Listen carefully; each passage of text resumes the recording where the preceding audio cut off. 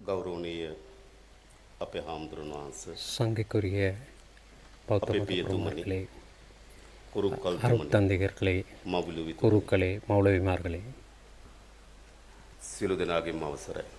உங்கள் அனைவருக்கும் இனிய வணக்கம். ගරු අග්‍රාමාත්‍යතුමියනි, கௌரவ பிரதம அமைச்சரே, කතානායකතුමනි, சபாநாயகர் அவர்களே, අග්‍රවිනිශ්චකාරතුමියනි, பிரதம நீதியரசரே, විපක්ෂ නායකතුමනි, எதிர்க்கட்சி தலைவரே, ඇමතිවරුනි, அமைச்சர்களே, නියෝජ්‍ය අමාත්‍යවරුනි, பிரதி அமைச்சர்களே, පාර්ලිමේන්තු නියෝජනය කරන මන්ත්‍රීවරුනි, பாராளுமன்றத்தை பிரதிநிதித்துவம் செய்கின்ற உறுப்பினர்களே, ஆளுநர்களே, තානාපතිවරුනි, தூதுவர்களே, වරුනි, உயர்ஸ்தானியர்களே, ජනාධිපති ලේකම්තුමා ප්‍රමුඛ சனாதிபதி செயலாளரை முதன்மையாக கொண்ட මහත්ම මහත්මියනි, அரசாங்கத்தின் உத்தியோகத்தர்களே,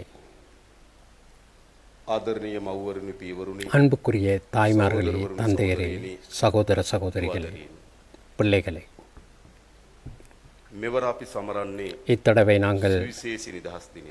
மிகவும் தனித்துவமான சுதந்திர தினத்தை கொண்டாடுகிறோம். අතීතයේ දෙස බලාගෙන සැමරු නිදහස් வரலாற்றை දිනයන් වෙනුවට பார்த்து கொண்டு මෙවර கொண்டாடிய சுதந்திர නිදහස් දිනය தினத்திற்கு සමරන්නේ பதிலாக இத்தடவை நாங்கள் கொண்டாடுவது எதிர்காலத்தை நோக்கிய சுதந்திர தினத்தை ஆகும். දකුණේ வடக்கிலும் தெற்கிலும் கிழக்கிலும் රට මැදත් நாட்டின் மத்தியிலும் இருக்கின்ற අනාගත மக்கள் පොහොසත් ශ්‍රී ලාංකීය රාජ්‍ය எதிர்காலத்தில் வளமான இலங்கை தேசத்தை නූතන பற்றி, ශ්‍රී ලාංකීය ජාතිය நவீன இலங்கை தேசத்தை பற்றி එකාවන්ව සිහින දකින මොහොතයි ஒருவர் போல் கனவு காண்கின்ற ஒரு தருணத்தில் தான் நாங்கள் இந்த சுதந்திர தினத்தை கொண்டாடுகிறோம்.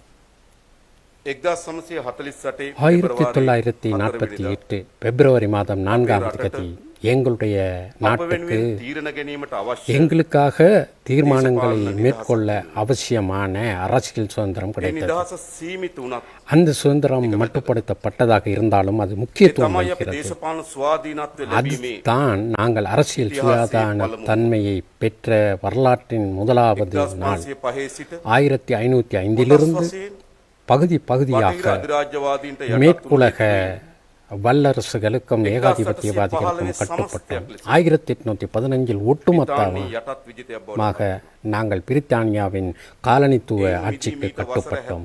அதிலிருந்து விடுபட்டு 77 வருடங்களுக்கு முன்னர் இந்து சமுத்திரத்தால் சூழப்பட்ட இந்த தீவில் சுயாதீனமான அரசமாக වන දේශපාලන மேலோங்குவதற்கு அவசியமான அரசியல் நிபந்தனைகளை நாங்கள் இன்றைய தினம் போன்ற ஒரு தினத்தில் தான் ஆரம்பிக்கின்றோம்.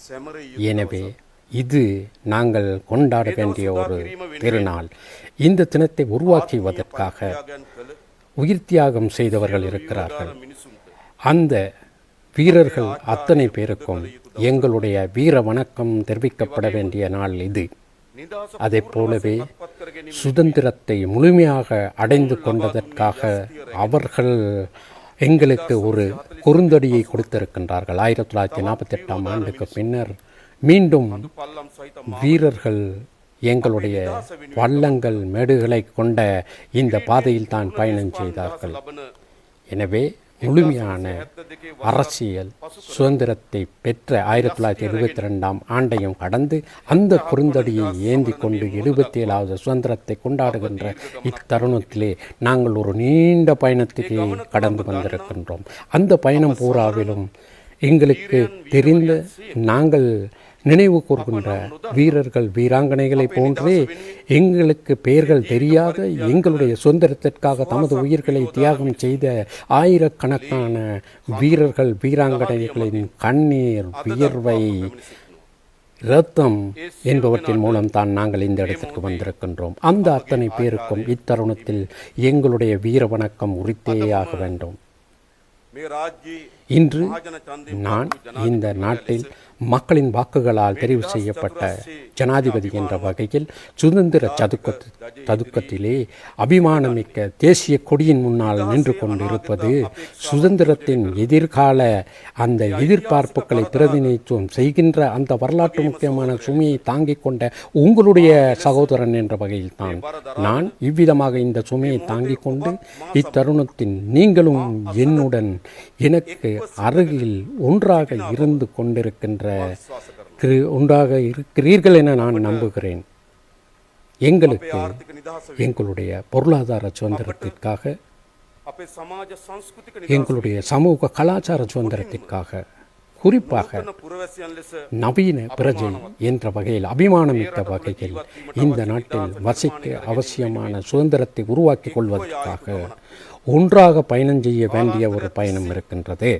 நீண்ட காலமாக காலனித்துவ அடிமைகளாக எங்களை பிரித்து ஒதுக்கி ஆட்சி செய்த இனத்துவ ரீதியாக மத ரீதியாக சாதி ரீதியாக மாத்திரமன்றி அரசியல் பிரதிநிதிகளுக்கும் மக்களுக்கும் இடையில் நிறுவன தலைவர்களுக்கும் பணியாற்றுவதற்கும் இடையில் அதை போலவே பயணிகளுக்கும் பொது போக்குவரத்தை நெறிப்படுத்துபவர்களுக்கும் இடையில் அரச ஊழியர்களிடம் தமது தேவை ஈடேற்றிக் கொள்ள வருகின்றவர்களுக்கும் இடையில் ஆசிரியர்களுக்கும் மாணவர்களுக்கும் இடையில் என்ற வகையில் எல்லா இடங்களிலும் வேரூன்றி இருப்பது மிகவும் மோசமாக நிலைக்கு அடைந்துள்ள இந்த சமூகத்தை நாங்கள் துப்புரவாக்க வேண்டும். நவீன உலகிற்கு அவசியமான மனித கௌரவம், அன்பு, தயை, அதை போலவே அவைதான் மனித உறவுகளின் அத்திவாரம் என்பதை நாங்களே வலியுறுத்தி கொள்ள வேண்டும்.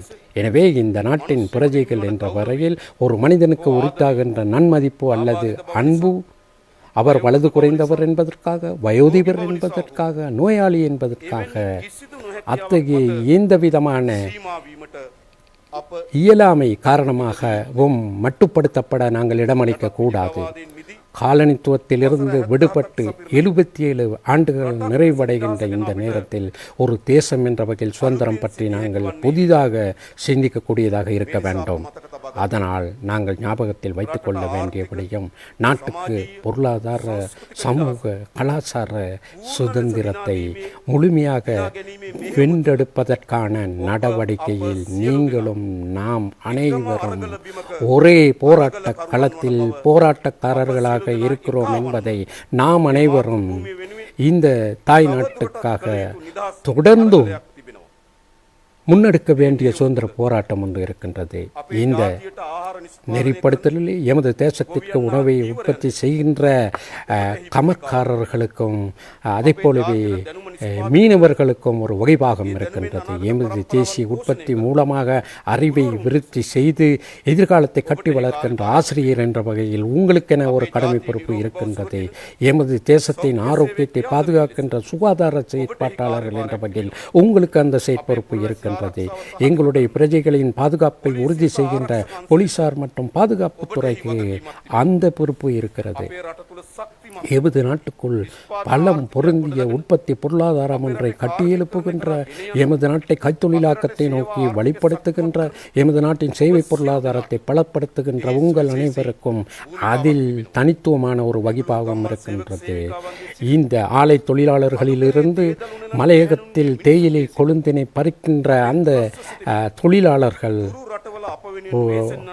உள்ளிட்டதாக தொலைதூர நாடுகளில் எமக்காக தேவையாற்றி வருகின்ற தகவல் தொழில்நுட்பம் மூலமாக எமது நாட்டை உயர்த்தி வைக்க முயற்சி செய்கின்ற, சுற்றுலா தொழில்துறையில் இந்த நாட்டை உயர்த்தி வைக்க முயற்சி செய்கின்ற உங்கள் அனைவருக்கும் ஒரு வகிபாகம் இருக்கிறது.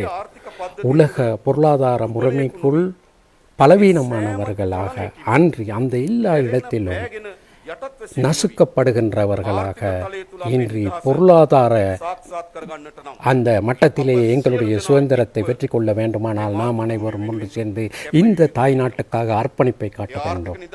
பொருளாதார சுதந்திரத்திற்கான போராட்டத்திற்குள் சமூக கலாச்சார சுதந்திரத்தை ஒருபோதுமே நாங்கள் இரண்டாம் பட்சமாக நினைக்க தயாராக இல்லை. எனவே கலைஞர்கள் என்ற வகையில், எழுத்தாளர்கள் என்ற வகையில், ஊடகவியலாளர்கள் என்ற வகையில், கல்விமான்கள் என்ற வகையில் பகைமையால் கண்கள் மூடப்பட்டுள்ள எங்களுடைய தேசத்தை, அழுக்கடைந்த தேசத்தை நாங்கள் சுத்தமாக்க வேண்டும், குணப்படுத்த வேண்டும். அந்த விடயம் தொடர்பில் உங்களால் கைவிடப்பட முடியாத பொறுப்பே இருக்கின்றது. அதற்காக எங்களுடைய மத தலைவர்களுக்கு மிகப்பெரிய ஒரு பொறுப்பு கையளிக்கப்பட்டிருக்கின்றது. அதே போலவே இந்த நாட்டின் எதிர்கால சந்ததியினர், அவர்களை பார்த்து பராமரித்துக் கொள்கின்ற பெற்றோர்கள், அன்புக்குரிய தாய்மார்கள், தந்தைமார்கள் என்ற வகையில் உங்களுக்கும் தனித்துவமான ஒரு செயற்பொறுப்பு இருக்கிறது.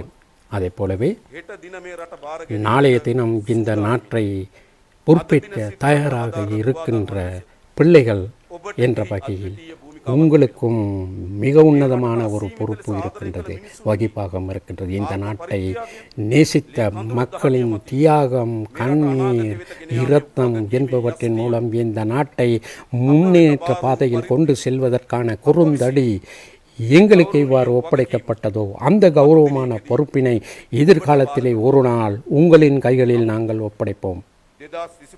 2025 பிப்ரவரி 4 காலனித்துவத்திலிருந்து விடுபட்டு 77 ஆண்டுகளுக்கு பின்னர் தேசிய சுதந்திரம் கொண்டாடப்படுகின்ற இன்றைய தினத்தில் நான் உங்களுக்கு ஒரு விடயத்தை சபதமளித்து கூறுகிறேன். உங்களுக்கு நாங்கள் கையளிக்கின்ற இந்த நாட்டை வரலாறு எங்களுக்கு ஒப்படைத்த நாடு அல்ல.